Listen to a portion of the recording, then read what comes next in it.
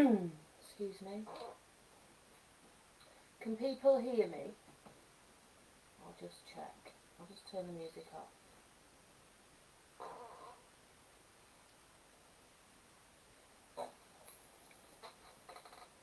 Right, so underpainting. I always think an underpainting is quite personal to you.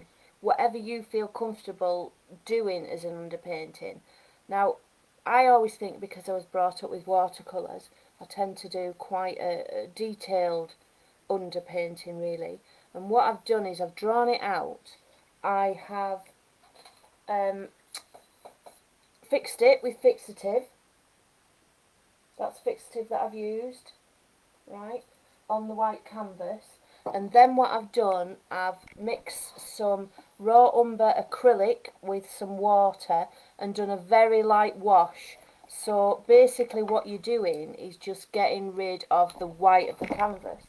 So you can see the white on that side, and you can see the bit that's got raw umber on it. It just gets rid of the white really, it just gets rid of the fear factor. I did have a bobble on here in the canvas which I've tried to sand off. That's why he's got a smudge on his head there. But I'm not bothered about that because I'll paint over that with oils. But at the moment, because the acrylic wash is so sensitive, it's picked up on where I've sanded it, that's all.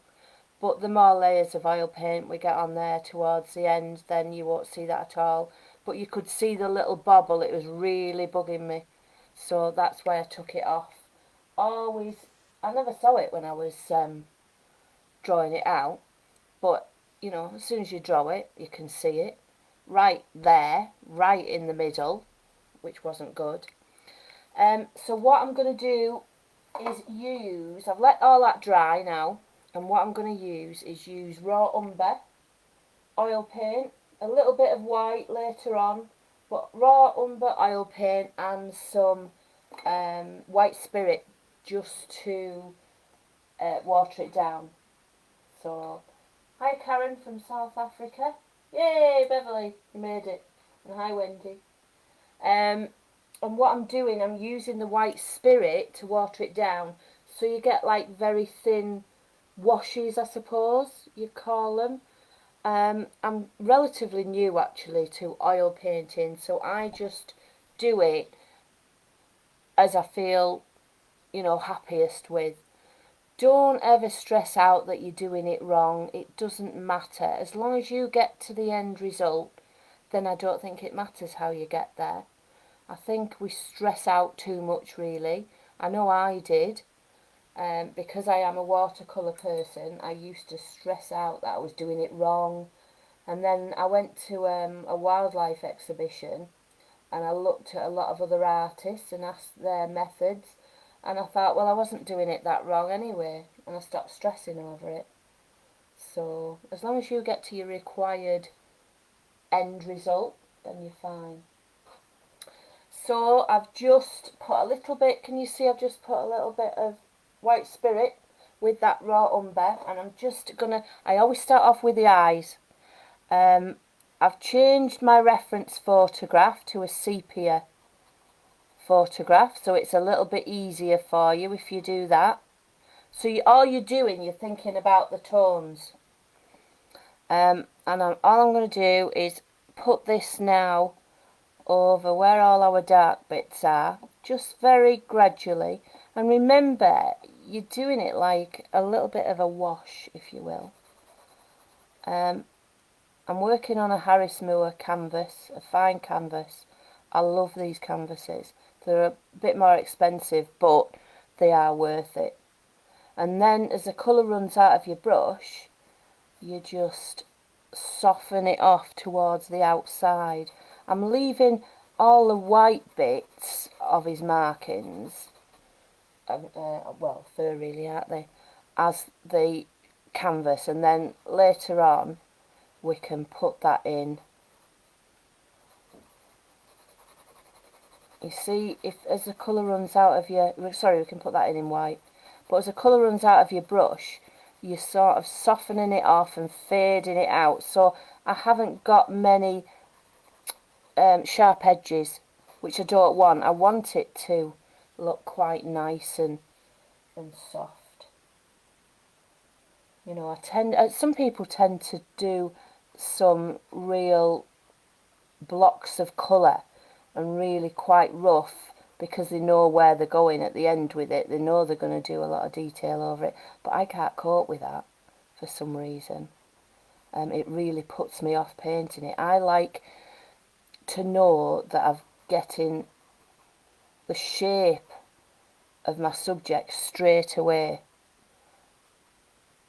You know, I don't like to do too much blocks of colour. Remembering it's an eyeball, I'm just sort of softening it off towards the light area. We've got a rim round there, that's why I'm gradually darkening that. And on this sort of underpainting, what you're doing is working out your tones, working out your contrasts, and I like to sort of make it a little bit real on this stage, so it gives me an incentive to keep going with it. It usually takes me about a day to do an underpainting, but I think you get to know your subject a little bit more with that. I'm not bothered about any shine on the eye, you know, like a little nice white shine, because I can put that on with a white paint. But what I'm trying to get here is the shape of the eyeball. Remember, it's in a socket. I don't know how people do painting and, you know, something like this and put the eyes in right at the end. I couldn't cope with that. But I know a lot of people do that. But it does my head in. You've got to me, the eyes, especially on something like this, are the most important part. And what you're doing, you're gradually getting a little bit thicker with that paint. You're not using the same mix all the time. You're just getting a little bit thicker. You're doing it as you would in watercolour, if you've ever done watercolour. I always think if you can master watercolour, you can master anything. But I was brought up with watercolour. All my earlier paintings of the owls and everything were watercolour. You see now we're starting to get a little bit of shape to the eye. Remember, it's in a socket and it's round. This part here comes over and it creates a shadow over that eyeball. That's what you're looking for. And really, when you change your reference photograph to a sepia photograph, you'll see all these better than when you've got it as a colour photograph.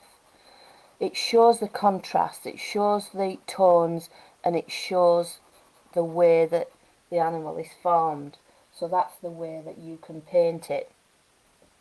I think sometimes when you go straight in with colour, you get bogged down with colour instead of thinking about the shape of what you're doing.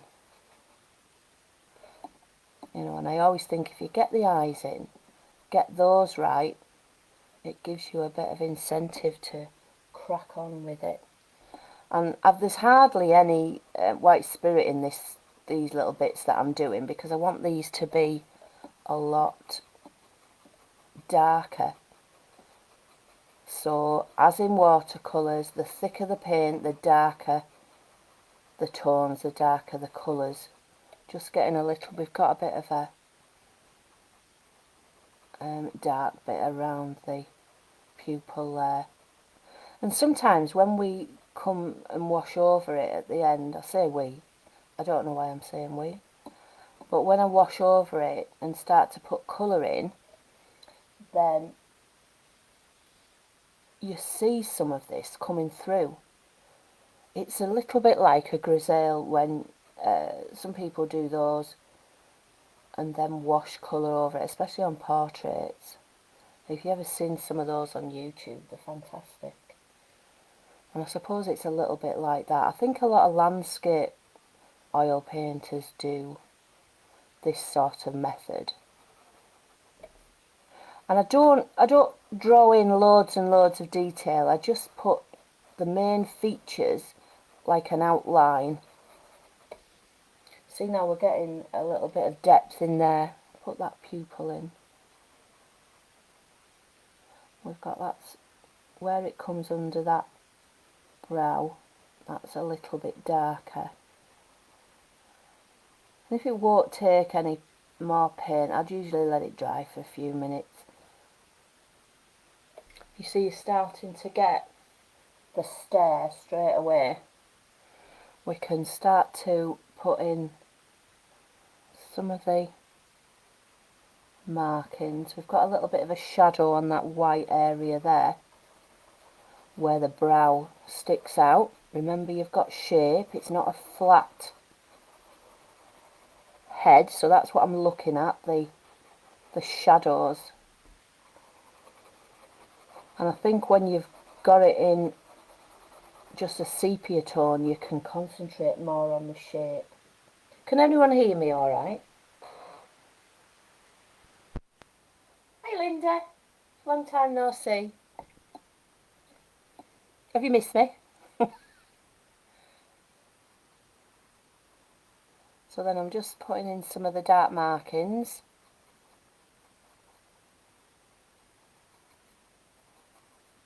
You can put these in very crudely, don't even worry about doing it too detailed there.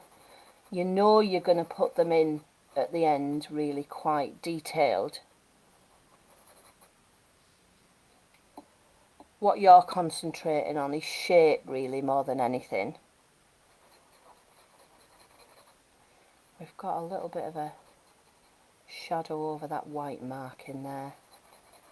You know, and like I said, I don't like edges on things. I like it to be soft, so I'm just scrubbing it out. I wouldn't use any new brushes on this part of the painting because I do so much scrubbing and blending it out. Then I only use old brushes. I'm not, you know, you're not doing loads of detail, so you don't need the sharpness of new brushes. Then a little bit more shadow on the bottom, on that rim, around there. You can just see a little bit of shadow, and then I'll put a tiny bit of white on so you can see. I'll show you some brushes in a minute as well. Just let me find them. It's not actually white. Oh, I just dipped that in my mouth.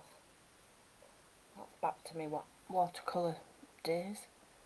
Right, but it's not actually white, it's like a very off-white, so there's too much white spirit in there. So we've got a little bit more white in it. Touch here, and then I'm going to put a shine around that curve, around that eye. So you get curves, and you see you get the shine on it, and you get depth to it straight away. I'm just looking at some comments. Holland, I for you. Linda. I hope you're well, Linda. I hope everyone's well.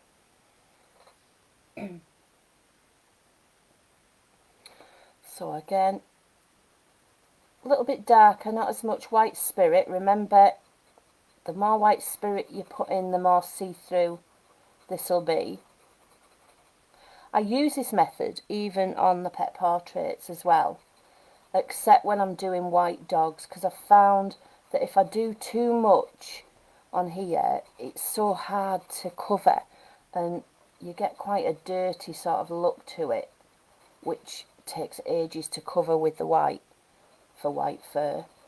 So what I tend to do is do the eyes and the nose and certain dark features quite dark, and then just put very light washes over where I've got shadow.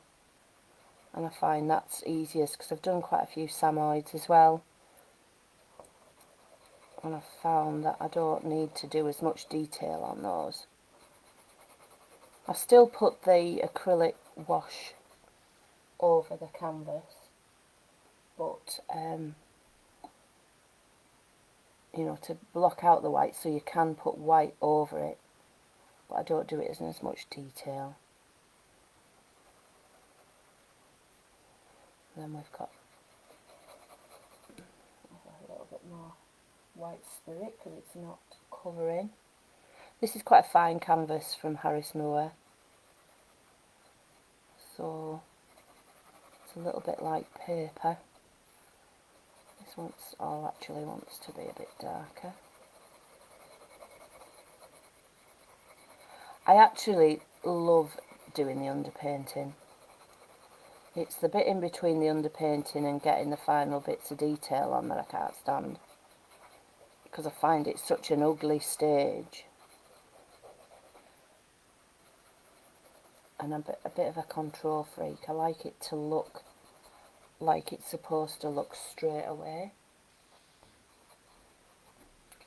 Right, so if I get a bigger brush, right, brushes. I use quite a lot of these from Rosemary's brushes. It's a filbert, series 305. This is a number 2. I think this is the smallest one. And then that's exactly the same, but it's a bigger one. I'm quite happy with those. I also use, let me have a look. I've got pots and pots of brushes because I never throw them out. I also use an evergreen angular from, this is an 1/8 of an inch. This is from Rosemary's brushes as well. I find those really good for putting hairs on. I also use, let me see if I can find one that's got printed on. Series, this one, 315. Oh, that's a series 230, so that's a different one. These detailer ones, they're not quite, what's the one with the long hair called? Riggers.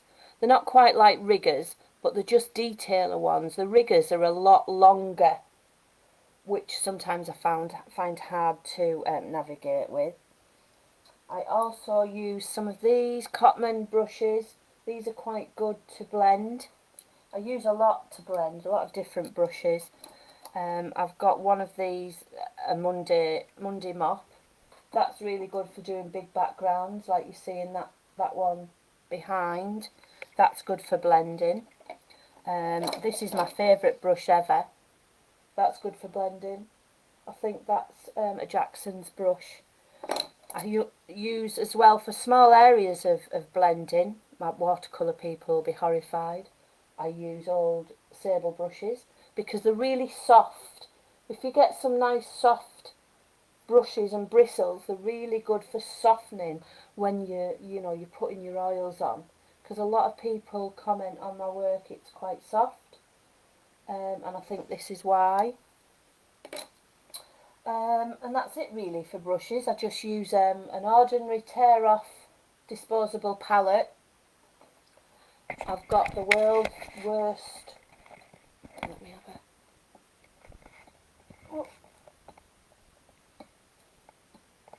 area. Look at how bad that area is. It's really untidy, but it's my area, so I'm not bothered. Oh, let me back the camera. Back to it. And I sit at an easel as well. I found that my back is so much better sitting at an easel and sitting over a desk all the time. Alright, so we'll do the other eye. I mean, that didn't take that long really, which is quite good. But it's the rest of the thing that's quite time consuming, because you're doing all the markings as well. So it's sort of mapping out where all your light areas are. So again, I've got some white spirit with that raw umber, and I'm just putting it over there because all that is quite dark. You've got the eye rim, which is really quite dark. I'm actually going to take it up into where the brow is, that little bit on the brow that's got a bit of a shadow in. You know, always look for your shadows one of my dogs, Ollie, keeps coming in to see who I'm talking to. See? So, and then we'll start to go in a little bit darker. And where we've got the rim and that nice dark socket there, is where I'm going to put. I've got a lot of brushes that have only got about 2 bristles left, but never throw them away. And I'm just putting a little bit of shadow over there, just very, very gently. I'm not putting great amounts of paint on. It's just very gently and lightly, you know, trying to create shape. This is what you're doing. I'm not bothered about detail yet. You're trying to create a shape. And I always think the eyes have it. Got to get those eyes in. Real nice shadow over this here.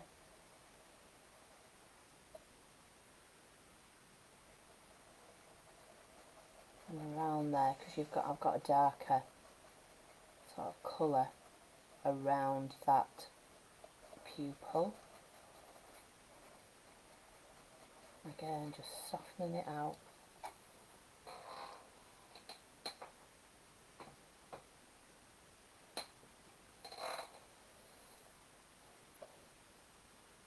Again, I'll show this as well. Can you see that? See, that's my palette. So I'm not using loads of colour. It just, I suppose a little bit, you're doing a pencil sketch with a brush, really.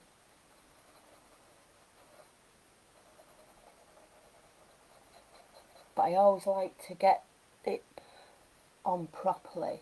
I don't like blocks of colour on it at my underpainting.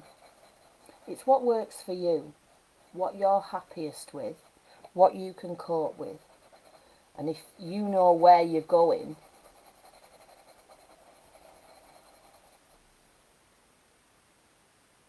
again, you're just getting a bit thicker. If I put some really thick paint on, you see the difference now. That hasn't got any white spirit in at all. So that's why it's so much darker.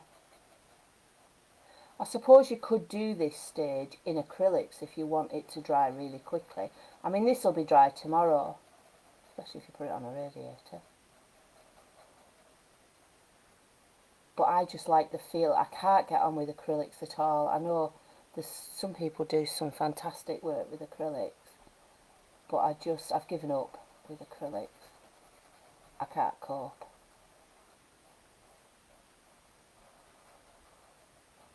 My ancient brain can only cope with one thing at a time.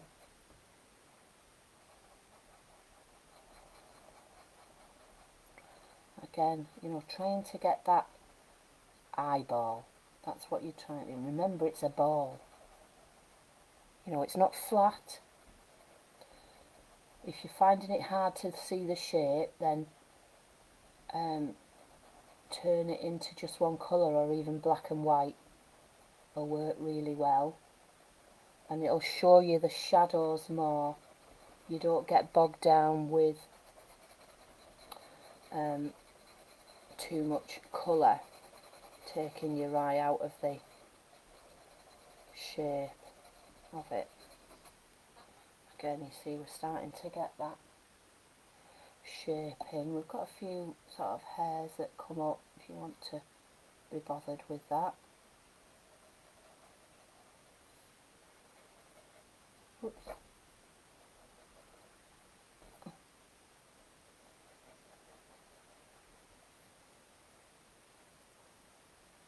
Again, just looking at the shape there.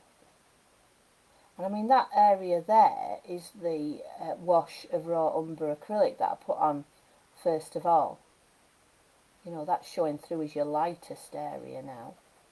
I'll put a little bit of white on for the shine, because you've got a little bit of a brighter shine on this one, and then I'll show you. just using the white. I've not mixed any colour. I've only, it's just raw umber and white. If you mix it, it goes a grey. It doesn't go brown, it'll go grey.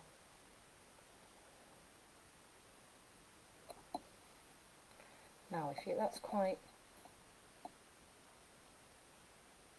sharp, so if I just want to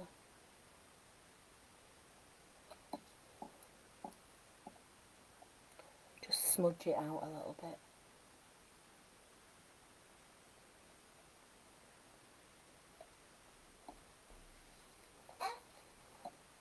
See, you've got a shine already with that eye.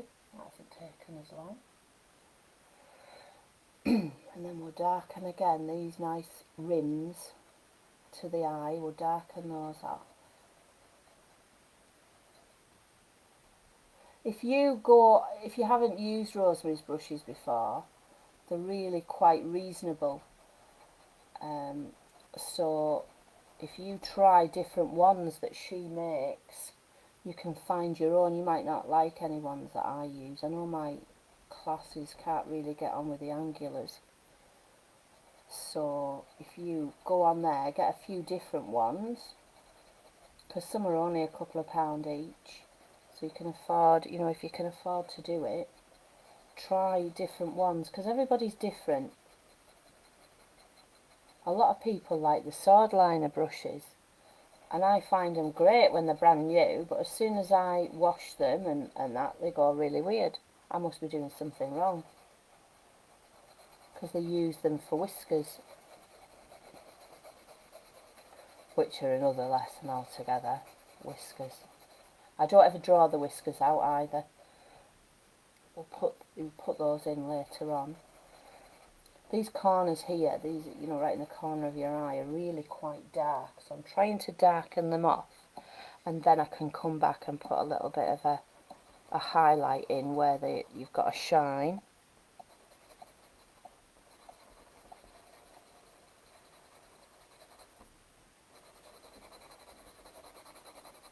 Again, just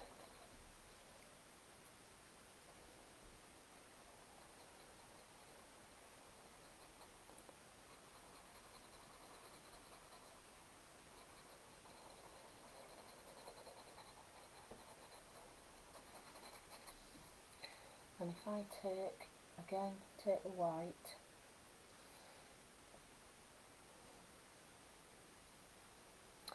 and then we've got a bit of got about 5 points on that brush, a bit odd.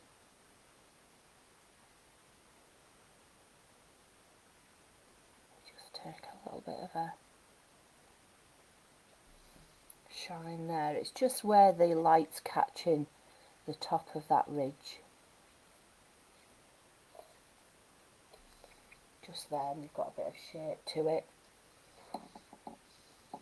I think when I do the underpainting, I get to a stage, I go gun-ho to it and crack on with it, and I love doing it, and then I get to a stage where I'm bored with the one colour, and I think, right, that's enough. Now I'm not doing any more.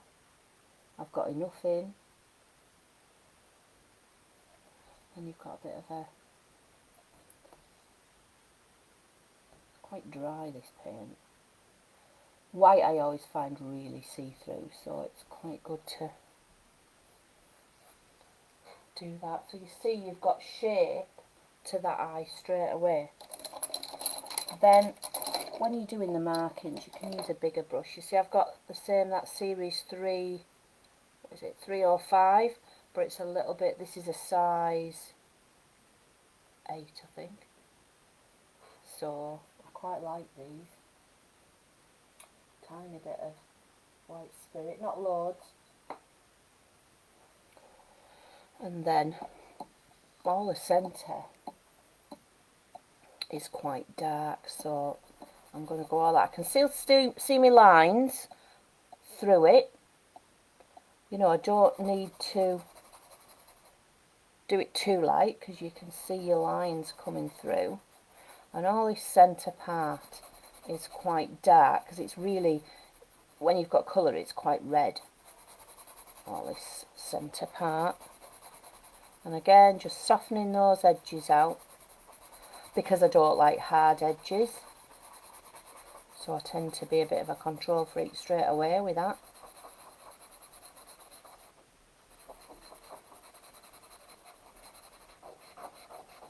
And you see, you know, you're keeping those white areas out. A little bit darker paint, you can paint the markings in. And even though I do it quite detailed, I've still got to remember this isn't to a finished state. This is really just mapping out, deciding where all my contrast is. And really, if you've got strong lighting, this is the time to put it on. This is the time to get your highlights in, just to decide if everything's going to be alright. I spend a long time on my paintings. I usually spend a few months off and on them. They are, I sort of nurture them, if you will. This is from a reference photograph by Chris Hagen, who comes to Safari Zoo quite a lot. So I think this is the same tiger that I was doing last week, the big painting that I'm doing. So you see, I'm just mapping out where the markings are, not heavily, because I don't think you can get too much on there straight away. This has got a little bit of paint on down here. It dries quite quickly, the white spirit, I find. But then again, if you put white spirit on top, it'll come off. That's all. And then, as it's running out of my brush, it lightens towards the outside of his cheeks, so I can use that run to go on there.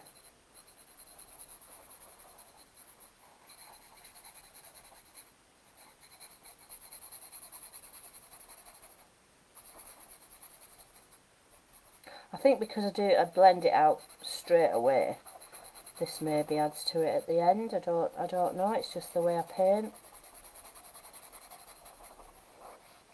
A lot of, you know, people do mention about my stuff being quite soft. Right, we'll do around the mouth next, and then I'll do some glazing on that other lion.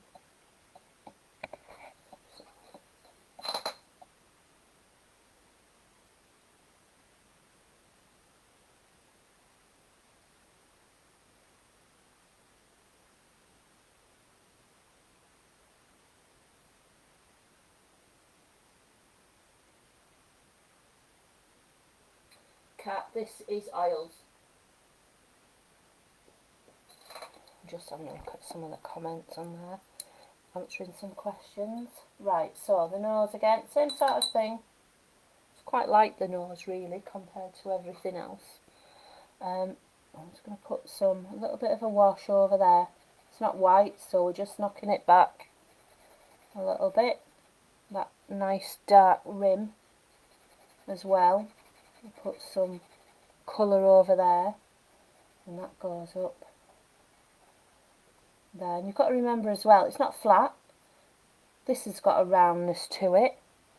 I'm going to take it over into the mouth, or the nose area around here. I think this has got some colour on, and it sort of comes in. Remember, it comes in there, so that's got some shadow. You're always looking at the shadow and the form.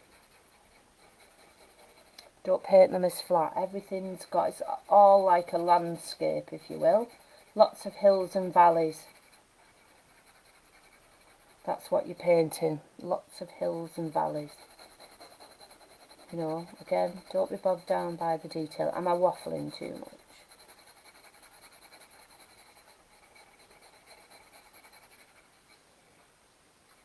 Right, so then I'll put not as much white spirit with it, so it's quite thick. It's more or less just straight out of the tube, because I want to put that dark rim there. You can see why I kill all my brushes, because you're scrubbing out all the time.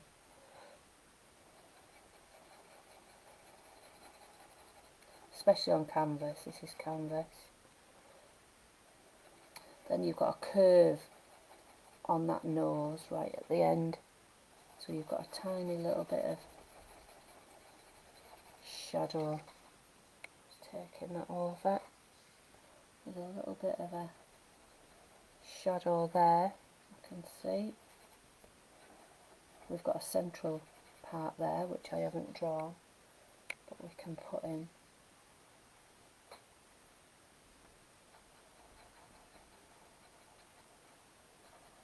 You can hear it's scrubbing.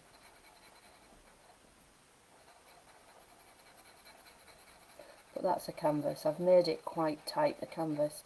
I don't like it when it's too saggy. I've knocked all the stretchers into the back.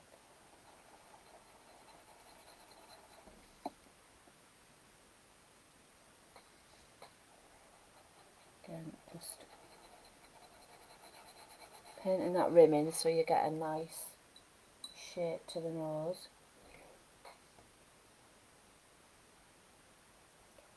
And then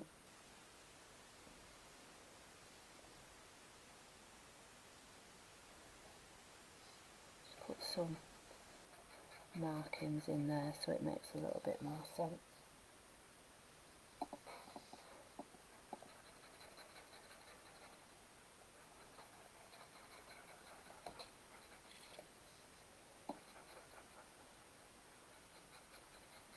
When I worked on that large tiger last week, I'd already done this stage.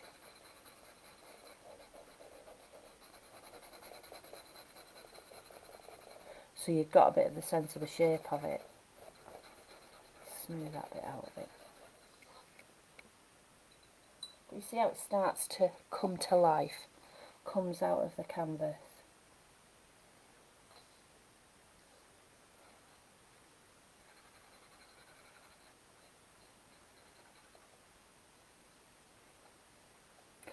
You know, I was on about the ugly stage. I think every painting goes through that, and I always go through a stage of, oh right, that's it, can't paint, don't know what I'm doing today, what a load of rubbish. Then I let it dry, come back to it, and I think, oh, it's not too bad. But I think you always go through a real sort of confidence issue, I know I do, on it, because you're always striving to be better. And then when you do a really bad one, you think, oh God, that's it. Can't paint today, don't talk to me. Shut the studio door in disgust. And then when I have a good painting day, I'm happy as Larry.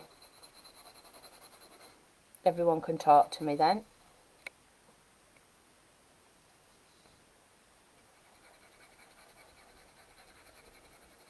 It's the first thing I think about when I wake up, the last thing I think about when I go to sleep. Painting. How sad is that? I'll do a little bit more. Now that's soaked in a bit, we'll just darken these areas. And you don't get, I know that a lot of the markings are black, but, well, they're not black, but they look black. But you don't get as dark as that with the raw umber.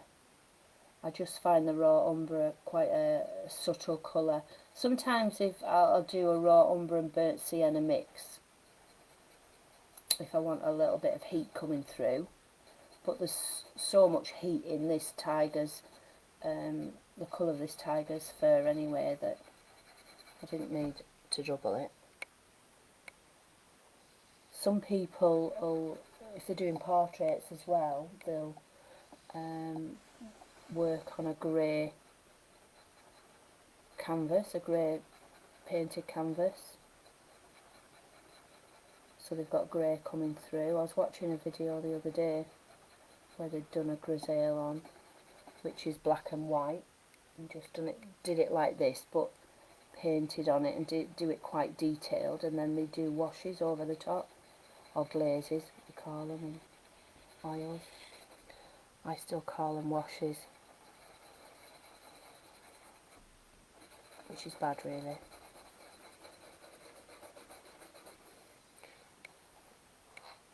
To get something. I do waffle on a bit. Yes, I think so. It'll be posted later on, Anne.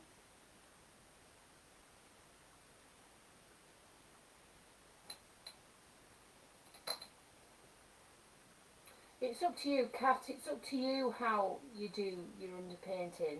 This is my way. They're not water oils. They are proper oils. And I use white spirit. I don't mind the smell. I always think I'm a proper painter when I can smell linseed oil and white spirit. I went over to my mum's this morning and I absolutely stunk of white spirit because I wiped my brush on my t-shirt.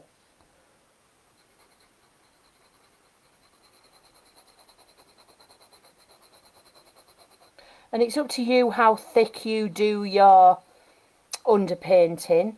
I tend to want to do it quite detailed, and I've tried lots of different underpaintings methods and I've watched other people, but I always come back to this. I'm happiest doing this, because what I'll do next Sunday is I'll do the next stage where you start to, I'll leave it all week, and then next Sunday I'll do a different stage where you start to put your colours on.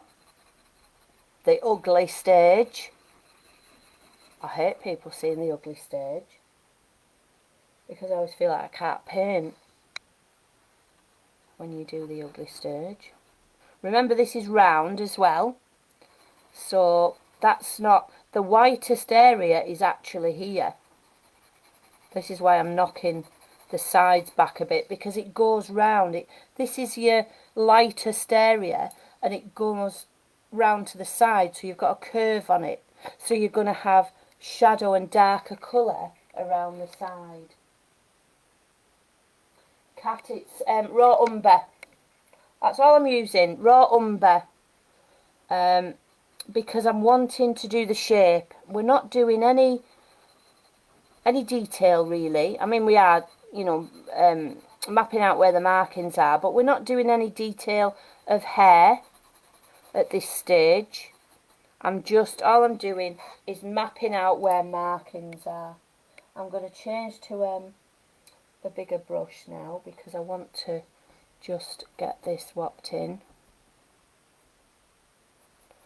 Just again darken it, because this is down the side of the nose or muzzle, whatever. So this is all in shadow, so I'm getting a little bit more in there. Again, just really light paint. Trying to create that curve.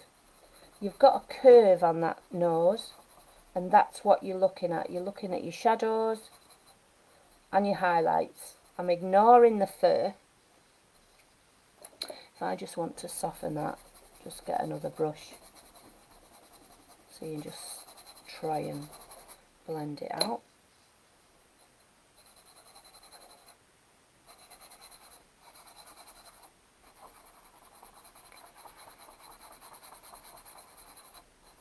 You see, because that's light, see that light area there, that's light, so that's coming out a little bit more. Always looking at the shape. I always think life drawing is good, you see. If anyone's listening from my class, they'll be laughing their head off, because I always go on about life drawing. I think it's an essential part of painting. Everyone should do life drawing, because it teaches you about all tones and shapes of things and shadows. If you can ever get to a life drawing class, when things get back to normal, then do it. see, no, see you're starting to get a little bit of shape on that nose. That's what you're looking at. Shape, not detail, shape all the time. Just going to darken this. That needs to be darkened as well on that side. That needs to, goes to about there.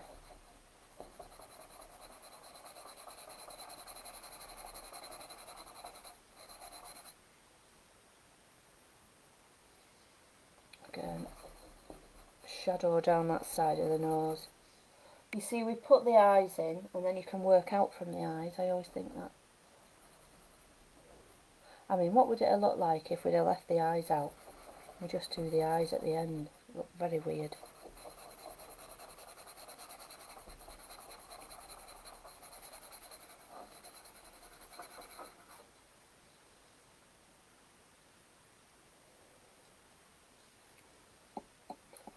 Take that.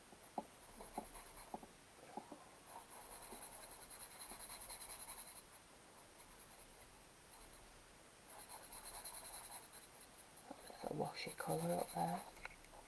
Oh, can't see that. Just all I've done is put a little bit of colour up here. Just let me soften that off. See? That's all I've done on that. But you see how much like a watercolour it's looking as well.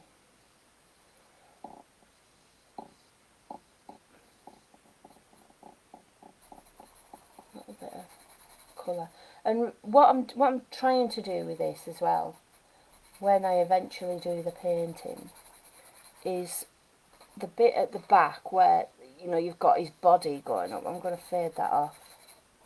And the bit under here, you can see a little bit of the side of his body. I'm going to fade that off too.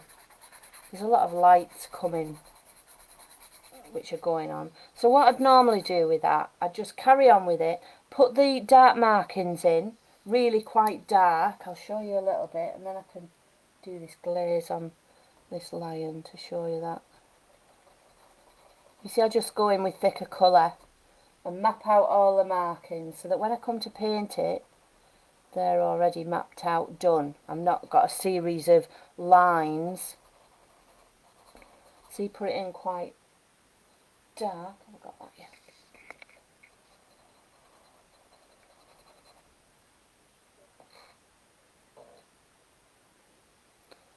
And we've got a few markings coming over there. You know, the more you do, the more markings you get on your underpainting, the less you've got to think about when you're putting the colour on. You know, have I got this in the right place? Have I got that in the right place? I've got a bit of markings over there that I haven't marked out. See, I don't draw everything. I tend to do a lot when I'm painting. So, that, if I leave that, because I'm going to do a glaze on, is everyone alright with that? Have you got any more comments? Let me know.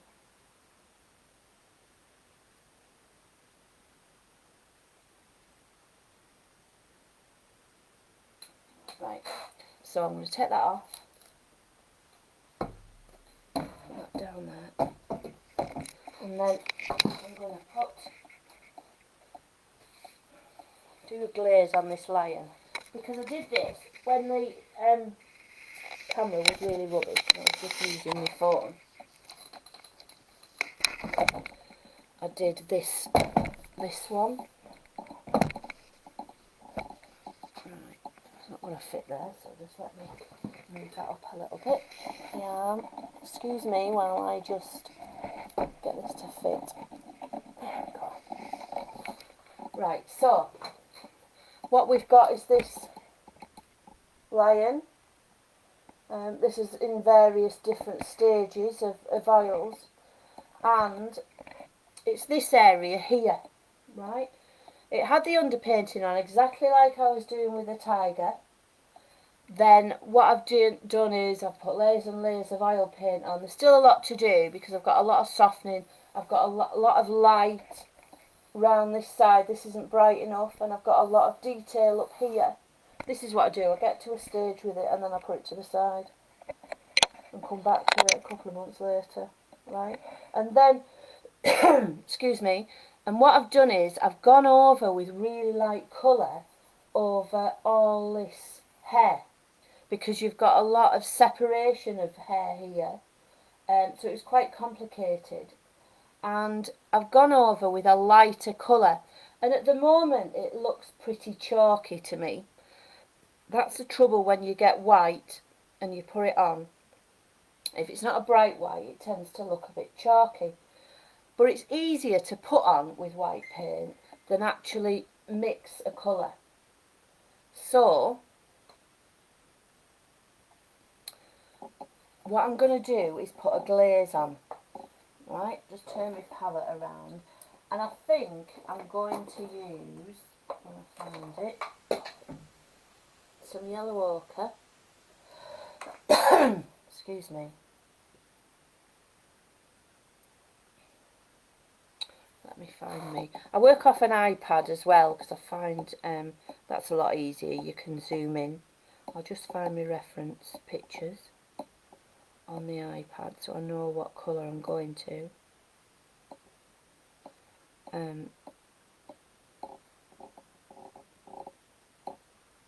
But it's a little bit yellowy, I suppose.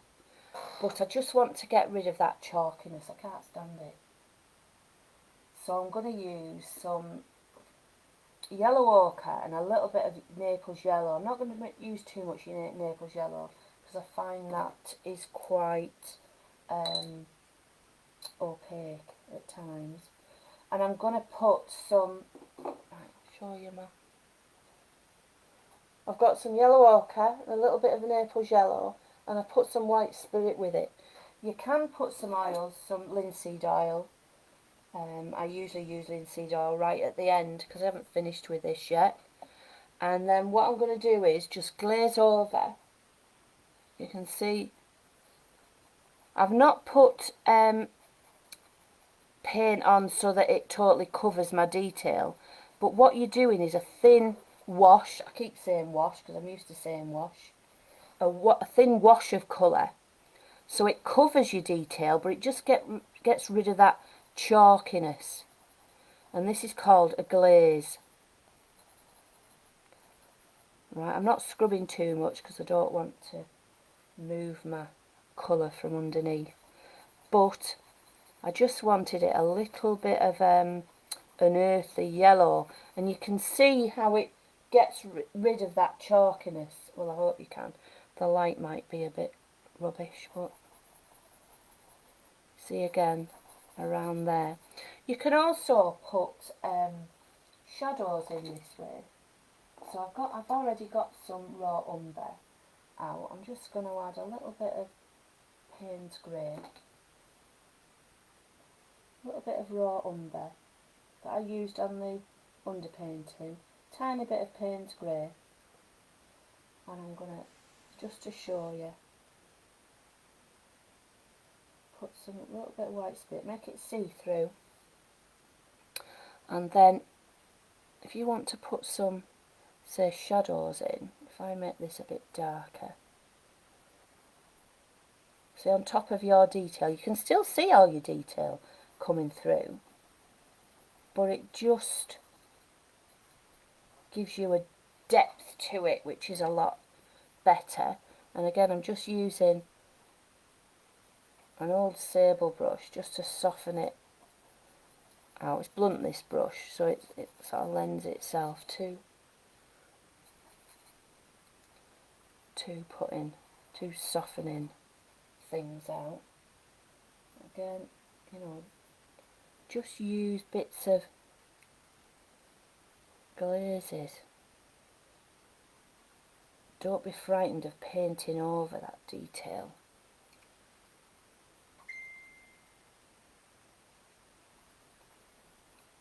Again, just softening.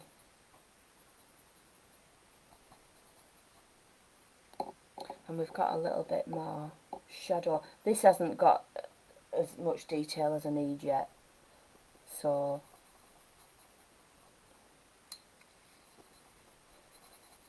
you know, I get bored doing a lot of detail first, so I have to come off it and go on to something else and then come back to it, and then I get quite into it again.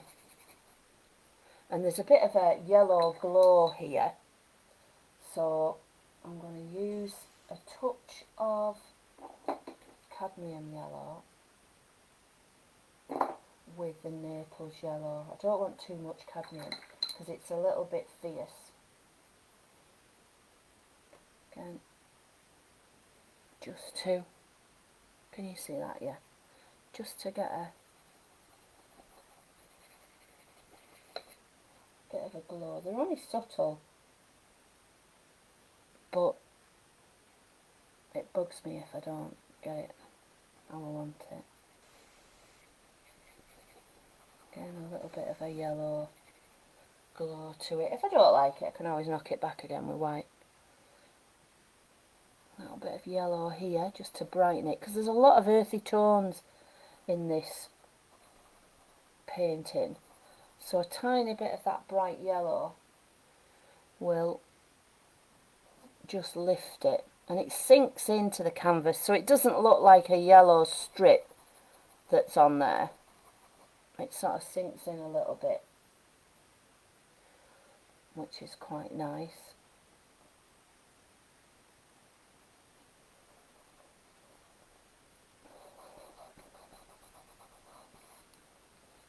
Okay, and that's really basically a glaze. You can do what you want with a glaze, not things back, change it to a different colour. See, if I want a little bit of blue, quite like a little bit of blue in that shadow. Let me find some blue.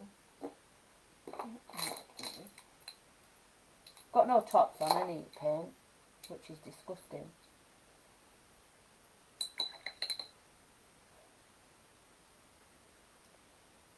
If I get a little bit of ultramarine there, we can put a little bit of blue on there. You know, it's very subtle, but you don't have to do it really loads.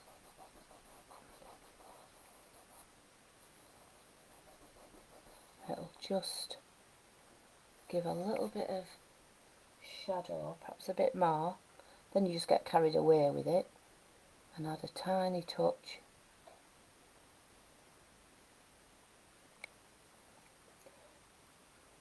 Just comes away from those earth tones as well, I think. Again, just soften it. You know, soften the edges, don't put great patches of colour on, because then it looks a bit strange. Quite like that blue one, so that's going everywhere now.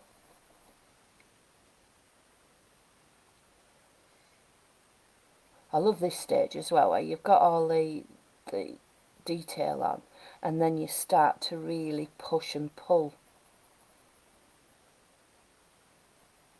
and get some shape. Oh, sorry. I've just been putting it around this area there. You really start to sort of push and pull it. Okay, so a bit in there.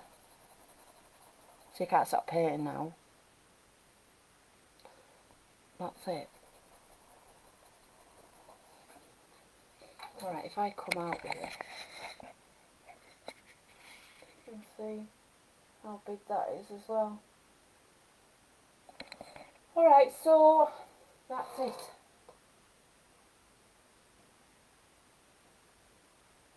Yeah, saw that rosemary. So, is there any other questions anyone wants to ask? I'm not going to go too long because people get bored, really. But it just gives you an idea of what I'm working on and how I work. So what I'll do next week, that tiger underpainting, I'll finish the underpainting of it off this week, and perhaps next Sunday at the same time, I will start to put the paint on, and then we'll go from there, and you can see how ugly you can get it until you get to putting thicker and thicker paint on, and then you start to get some life into it.